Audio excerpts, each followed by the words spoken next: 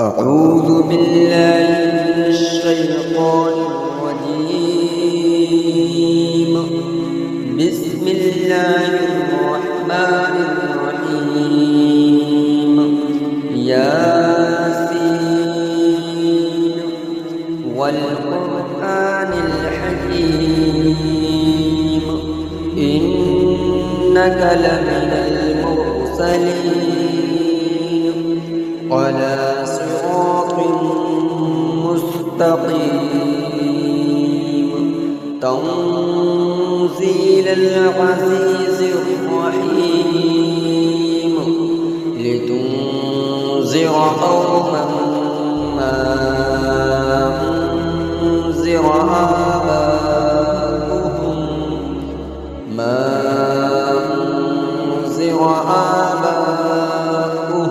فهم غافلون. لقد حق القول على أكثرهم فهم لا يؤمنون. إنا جعلنا في أعناقهم أغلالا فهي إلى الأذقان فهم مقمحون. وجعلنا من بين أيديهم سدا ومن خلفهم سدا فأغشيناهم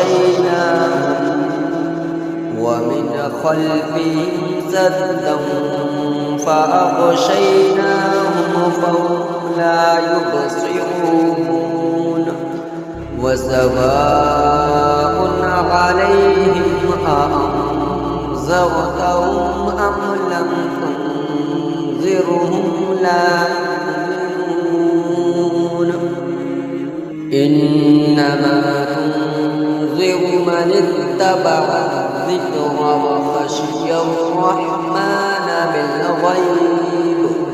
فبشره بمغفرة وأجر كريم. إنا نحن نحيي الموتى ونكتب ما قدموا وآثارهم وكل شيء أحصيناه في إمام مبين. واضرب لهم مثلا أصحاب القرية إذ جاءها المرسلون إذ أرسلنا إليهم اثنين فكذبوهما فعززنا بثالث فقالوا إنا إليكم مرسلون. قالوا ما أنتم إلا بشر مثلنا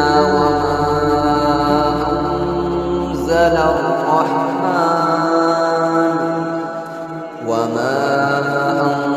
أنزل الرحمن من شيء إن أنتم إلا تكذبون.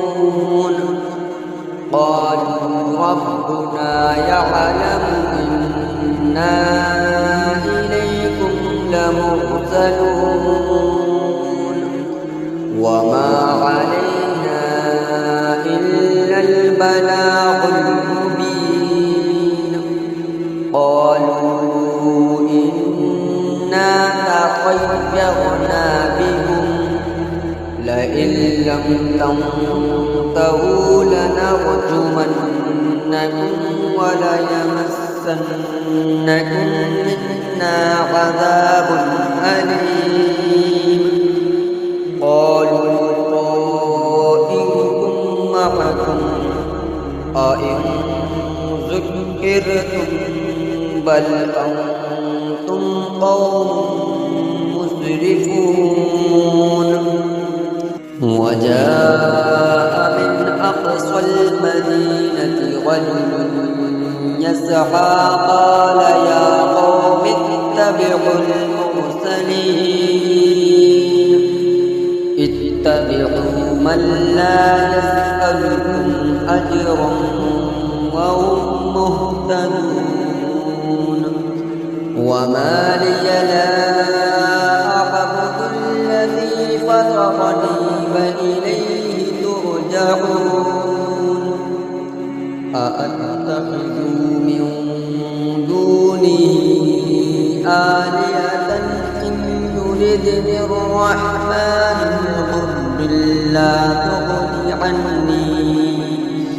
بضر لا تغني عني شفاعتهم شيئا ولا ينقذون إني إذا لفي ضلال مبين إني آمنت بربكم فاسمعون قيل ادخل الجنة قال يا ليت قومي يعلمون بما غفر لي ربي وجعلني من المكرمين وما أنزلنا على قومه من بعده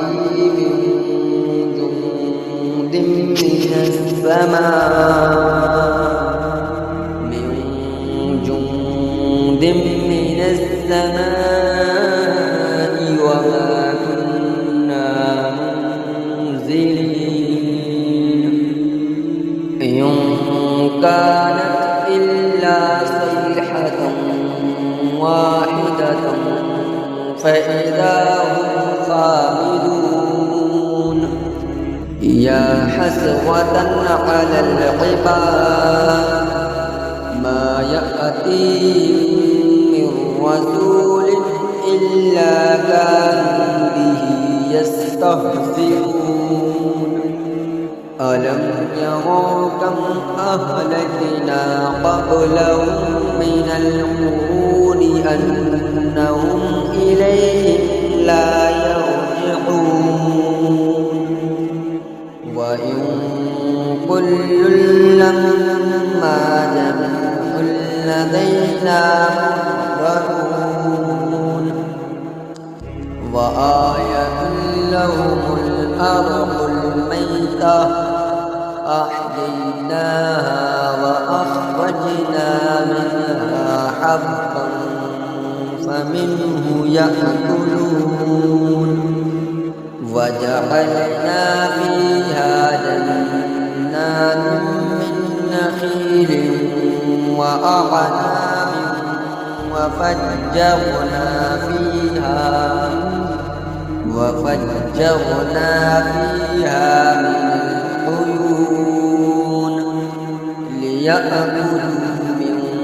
ثمره وما عملته أيديهم أفلا يشكرون سبحان الذي خلق الأزواج كلها مما تنبت الأرض ومن أنفسهم ومما لا يعلمون وآية لهم الليل نسلخ منه النهار فإذا هم مظلمون والشمس تجري لمستقر لها ذلك تقدير العزيز العليم والقمر قدرناه منازل حتى عاد كالعرجون القديم لا الشمس ينبغي لها أن تدرك القمر ولا الليل سابق النهار وكل في فلك يسبحون وآية لهم أنا حملنا ذريتهم في الفلك المشحون وخلقنا لهم من مثله ما يركبون وإن نشأ نغرقهم فلا صريخ لهم ولا هم ينقذون إلا رحمة منا ومتاعا إلى حين وإذا قيل لهم اتقوا ما بين أيديكم وما خلفكم لعلكم ترحمون وما تأتيهم من آية من آيات ربهم إلا كانوا عنها معرضين وإذا قيل لهم أنفقوا مما رزقكم الله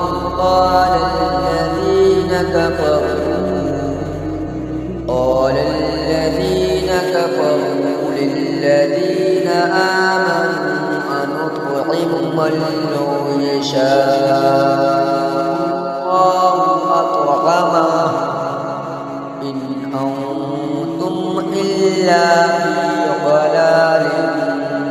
مبين ويقولون متى هذا الوعد إن كنتم صادقين ما ينظرون إلا صيحة واحدة تأخذهم وهم يخصمون فلا يستطيعون توصية ولا إلى أهلهم يرجعون ونفخ في الصور فإذا هم من الأجداث إلى ربهم ينسلون قالوا يا ويلنا من بعثنا من مرقدنا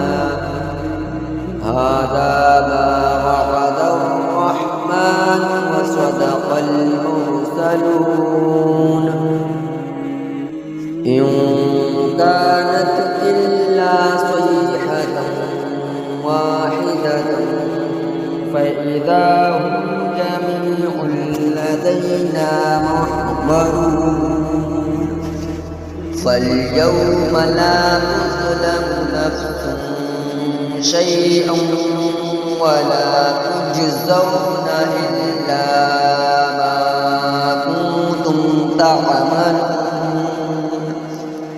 إن أصحاب الجنة اليوم في شغل فاكهون هم وأزواجهم في ظلال على الأرائك متكئون لهم فيها فاكهة ولهم ما يدعون سلام قولا من رب رحيم وامتازوا اليوم أيها المجرمون ألم أعهد إليكم يا بني آدم ألا تعبدوا الشيطان إنه لكم عدو مبين وأن اعبدوني هذا صراط مستقيم ولقد أضل منكم جبلا كثيرا أفلم تكونوا تعقلون هذه جهنم التي كنتم توعدون اصلوها اليوم بما كنتم تكفرون اليوم نختم على أفواههم وتكلمنا أيديهم وتشهد أرجلهم بما كانوا يكسبون ولو نشاء لطمسنا على أعينهم فاستبقوا الصراط فأنى يبصرون ولو نشاء لمسخناهم على مكانتهم فما استطاعوا مضيا ولا يرجعون ومن نعمره ننكسه في الخلق أفلا يعقلون وما علمناه الشعر وما ينبغي له إن هو إلا ذكر وقرآن مبين لينذر من كان حيا ويحق القول على الكافرين أولم يروا أنا خلقنا لهم مما عملت أيدينا أنعاما فهم لها مالكون وذللناها لهم فمنها ركوبهم ومنها يأكلون ولهم فيها منافع ومشارب أفلا يشكرون واتخذوا من دون الله آلهة لعلهم ينصرون لا يستطيعون نصرهم وهم لهم جند محضرون فلا يحزنك قولهم إنا نعلم ما يسرون وما يعلنون أولم ير الإنسان أنا خلقناه من نطفة فإذا هو خصيم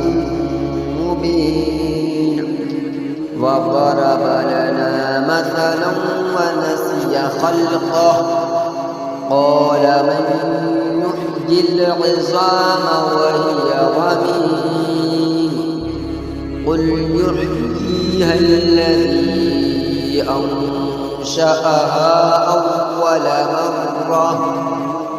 وهو بكل خلق عليم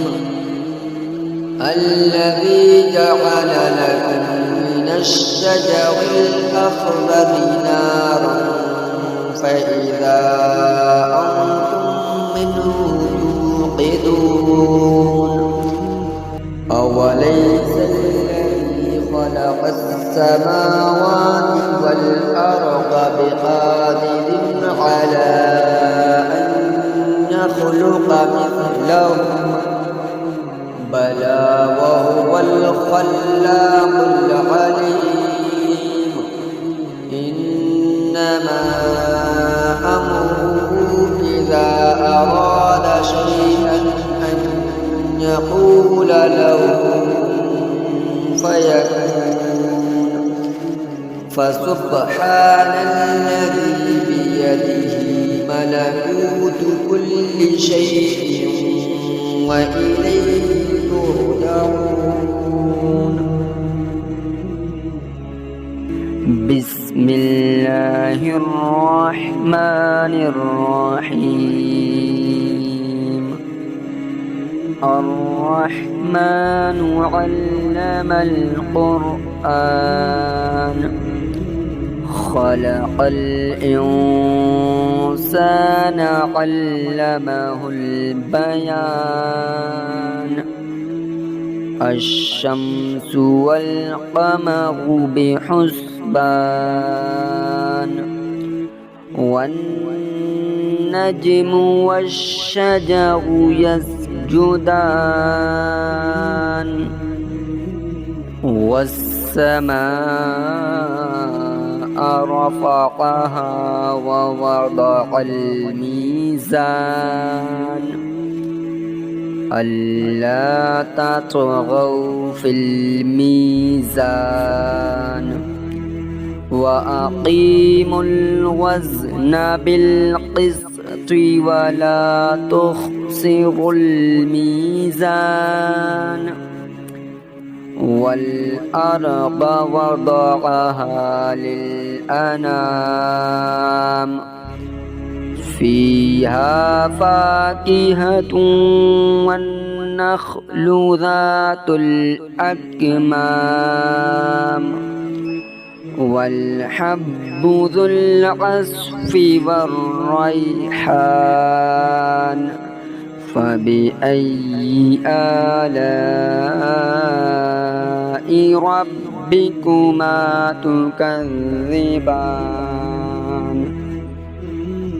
خلق الإنسان من صلصال كالفخار وخلق الجن من مارج من نار. فبأي آلاء ربكما تكذبان؟ رب المشرقين ورب المغربين. فبأي آلاء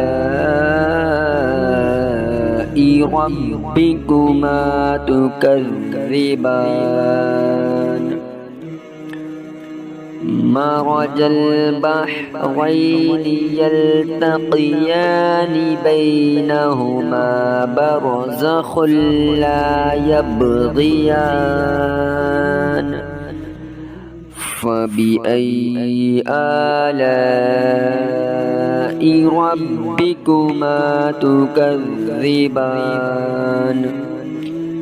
يخرج منهما اللؤلؤ والمرجان. فبأي آلاء ربكما تكذبان؟ وله الجوار المنشآت في البحر كالأعلام. فبأي آلاء ربكما تكذبان؟ كل من عليها فان ويبقى وجه ربك ذو الجلال والإكرام. فبأي آلاء ربكما تكذبان؟ يسأله من في السماوات والأرض كل يوم هو في شأن. فبأي آلاء ربكما تكذبان؟ سنفرغ لكم أيها الثقلان. فبأي آلاء ربكما تكذبان؟ يا معشر الجن والإنس إن استطعتم أن تنفذوا من أقطار السماوات والأرض فانفذوا لا تنفذون إلا بسلطان فبأي آلاء ربكما تكذبان يرسل عليكما شواظ من نار ونحاس فلا تنتصران فبأي آلاء ربكما تكذبان فإذا انشقت السماء فكانت وردة كالدهان فبأي آلاء ربكما تكذبان فيومئذ لا يسأل عن ذنبه إنس ولا جان فبأي آلاء ربكما تكذبان يعرف المجرمون بسيماهم فيؤخذ بالنواصي والأقدام فبأي آلاء ربكما تكذبان هذه جهنم التي يكذب بها المجرمون يطوفون بينها وبين حميم آن فبأي آلاء ربكما تكذبان ولمن خاف مقام ربه جنتان فبأي آلاء ربكما تكذبان ذواتا أفنان فبأي آلاء ربكما تكذبان فيهما عينان تجريان فبأي آلاء ربكما تكذبان فيهما من كل فاكهة زوجان فبأي آلاء ربكما تكذبان متكئين على فرش بطائنها من استبرق وجنى الجنتين دان فبأي آلاء ربكما تكذبان فيهن قاصرات الطرف لم يطمثهن إنس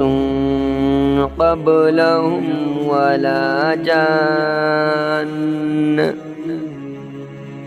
فبأي آلاء ربكما ربكما تكذبان كأنهن الياقوت والمرجان فبأي آلاء ربكما تكذبان هل جزاء الإحسان إلا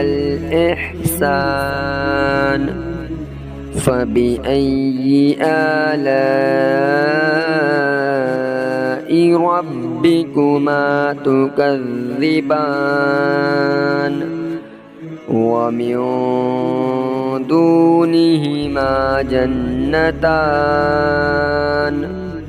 فبأي آلاء ربكما تكذبان مدهامتان فبأي آلاء ربكما تكذبان فيهما عينان نضختان فبأي آلاء ربكما تكذبان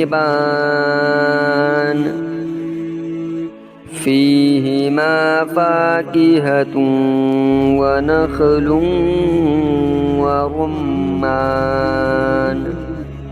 فبأي آلاء ربكما تكذبان فيهن خيرات حسان فبأي آلاء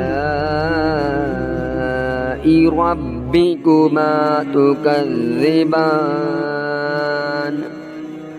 حور مقصورات في الخيام فبأي آلاء ربكما تكذبان لم يطمثهن إنس قبلهم ولا جان فبأي آلاء ربكما تكذبان متكئين على رفرف خضر وعبقري حسان فبأي آلاء ربكما تكذبان تبارك اسم ربك ذي الجلال والإكرام بسم الله الرحمن الرحيم تبارك الذي بيده الملك وهو على كل شيء قدير الذي خلق الموت والحياة ليبلوكم أيكم أحسن عملا وهو العزيز الغفور الذي خلق 7 سماوات طباقا ما ترى في خلق الرحمن من تفاوت فارجع البصر هل ترى من فطور ثم ارجع البصر كرتين ينقلب إليك البصر خاسئا وهو حسير ولقد زينا السماء الدنيا الدنيا بمصابيح وجعلناها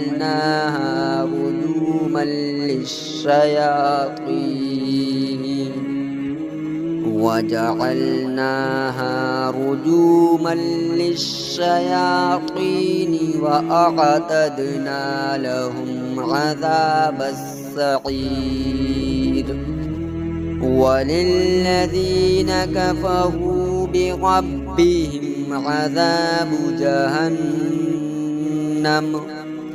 وبئس المصير إذا ألقوا فيها سمعوا لها شهيقا وهي تفور تكاد تميز من الغيظ كلما ألقي فيها فوج سألهم خزنتها ألم يأتكم نذير قالوا بلى قد جاءنا نذير فكذبنا وقلنا ما نزل الله من شيء إن أنتم إلا في ضلال كبير وقالوا لو كنا نسمع أو نعقل ما كنا في أصحاب السعير فاقترفوا بذنبهم فسحقا لأصحاب السعير إن الذين يخشون ربهم بالغيب لهم مغفرة وأجر كبير وأسروا قولكم أو اجهروا به إنه عليم بذات الصدور ألا يعلم من خلق وهو اللطيف الخبير هو الذي جعل لكم الأرض ذلولا فامشوا في مناكبها وكلوا من رزقه وإليه النشور أأمنتم من في السماء أن يخسف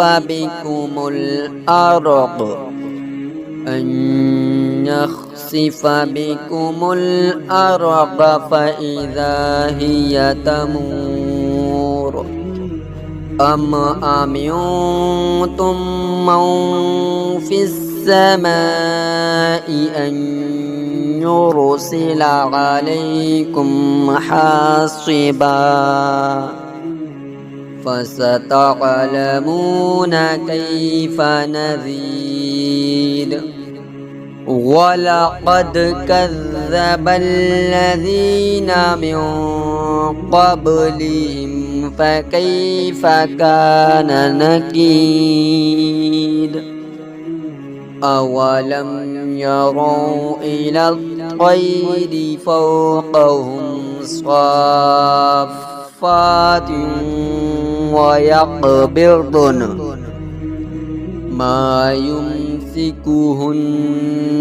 إلا الرحمن إنه بكل شيء بصير أمن هذا الذي هو جند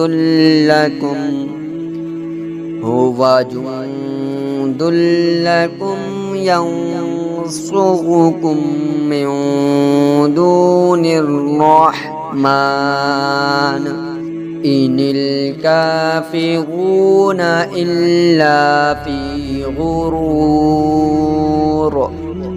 أمن هذا الذي يرزقكم إن أمسك رزقه بل لجوا في عتو ونفور أفمن يمشي مكبا على وجهه أهدى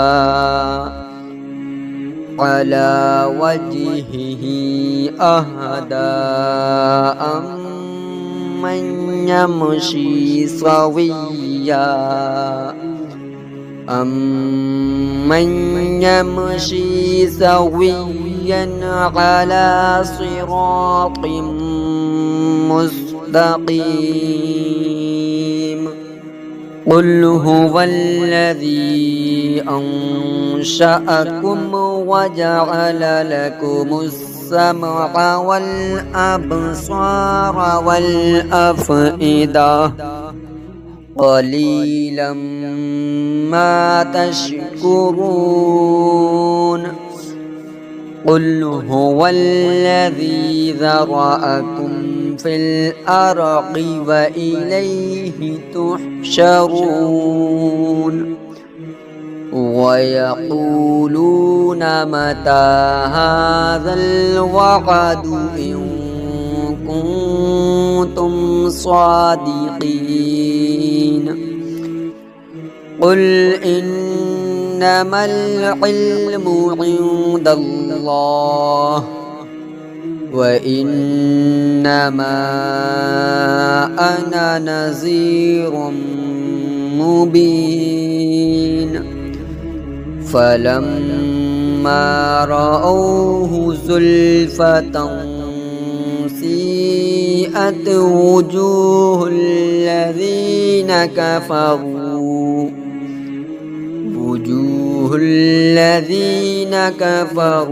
وقيل هذا الذي كنتم به تدعون قل أرأيتم إن أهلكني الله ومن معي أو رحمنا فمن يجير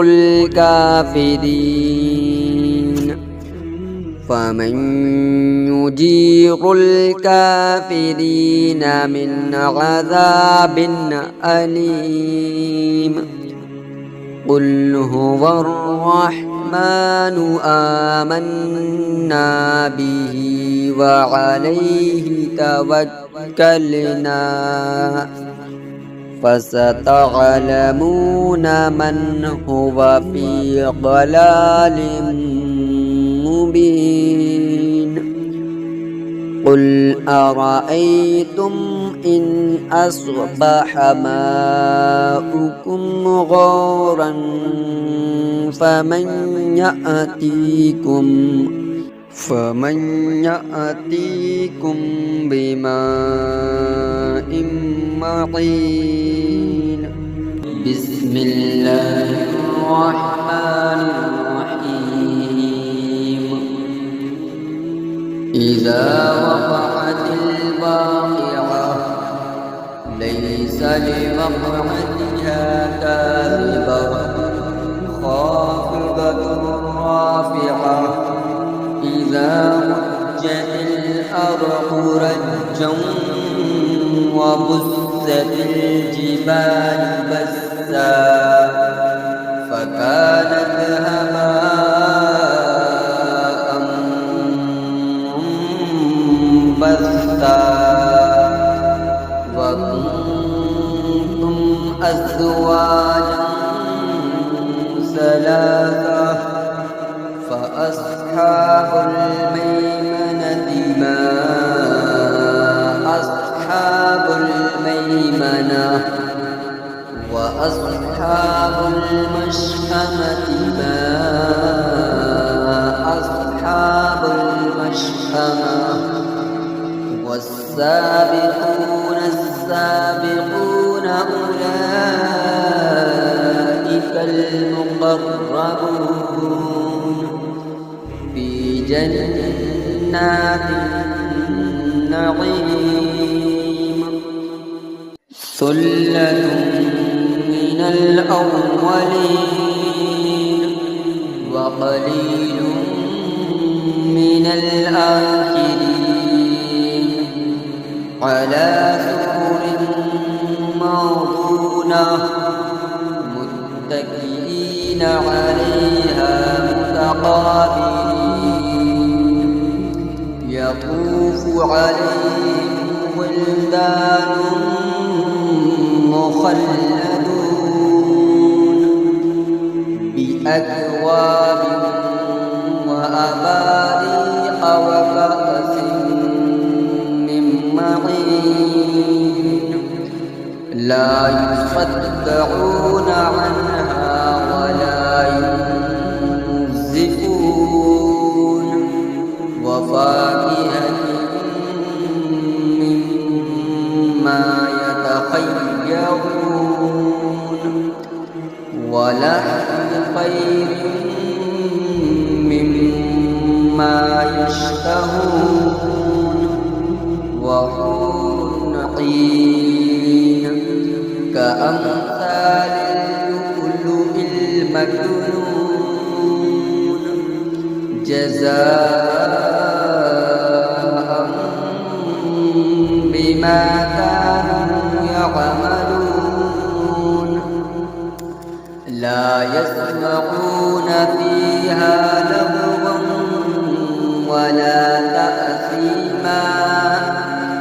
إلا قليلا سلاما سلاما وأصحاب اليمين ما أصحاب اليمين في سدر مخضود وطلح منضود وظل ممدود وماء مسكوب وفاكهة كثيرة لا مقطوعة ولا ممنوعة وفرش مرفوعة إنا أنشأناهن إنشاء فجعلناهن أبكارا عربا أترابا لأصحاب اليمين ثلة من الأولين وثلة من الآخرين وأصحاب الشمال ما أصحاب الشمال في سموم وحميم وظل من يحموم لا بارد ولا كريم إنهم كانوا قبل ذلك مترفين وكانوا يصرون على الحنث العظيم وكانوا يقولون أئذا متنا وكنا ترابا وعظاما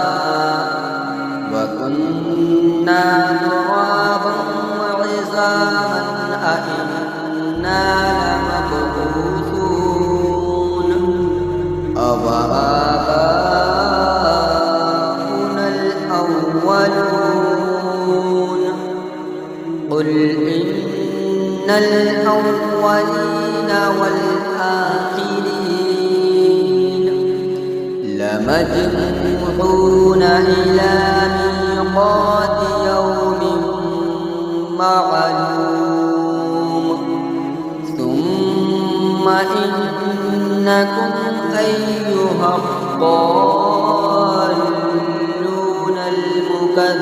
المكذبون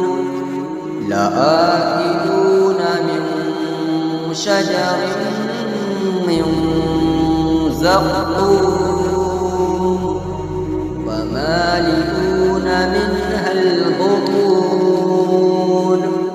فشاربون عليه من الحميم فشاربون شرب الهيم هذا نزلهم يوم الدين نحن خلقناكم فلولا تصدقون أفرأيتم ما تمنون أأنتم تخلقونه أم نحن الخالقون نحن قدرنا بينكم الموت وما نحن بمسبوقين على أن نبدل أمثالكم وننشئكم فيما لا تعلمون ولقد علمتم النشأة الأولى فلولا تذكرون أفرأيتم ما تحرثون أأنتم تزرعونه أم نحن الزارعون ولو نشاء لجعلناه حطاما فظلتم تفكرون إنا لمغرمون بل نحن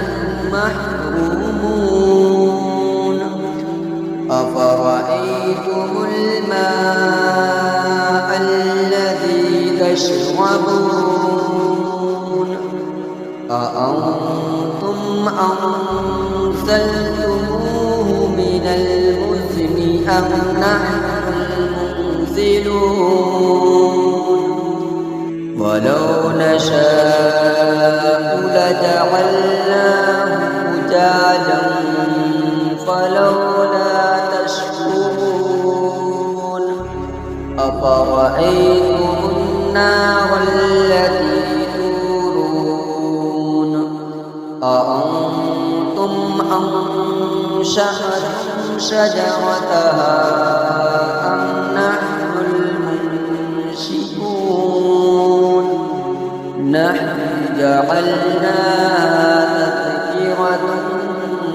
ومتاعا للمقوين فسبح باسم ربك العظيم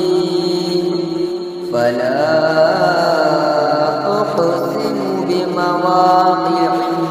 النجوم وإنه لقسم لو تعلمون عظيم إنه لقرآن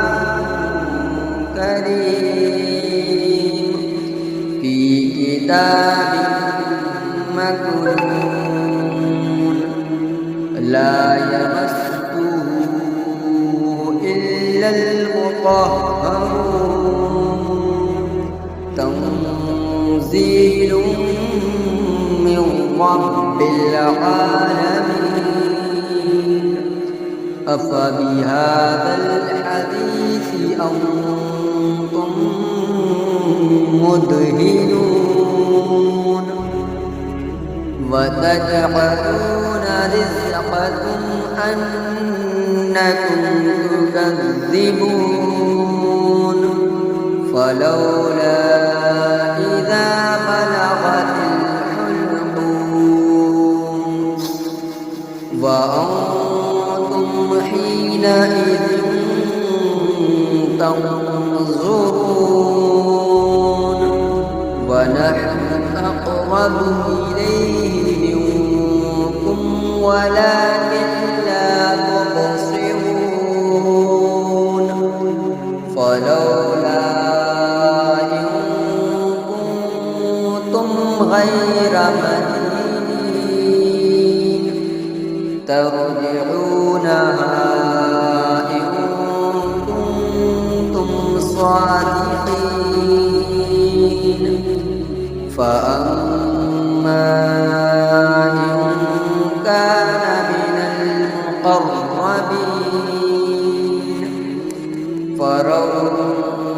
وريحان وجنة نعيم وأما إن كان من أصحاب اليمين فسلام لك من أصحاب اليمين وأما إن كان من المكذبين الضالين فنزل من حميم وتصلية جحيم إن هذا لهو حق اليقين فسبح باسم ربك العظيم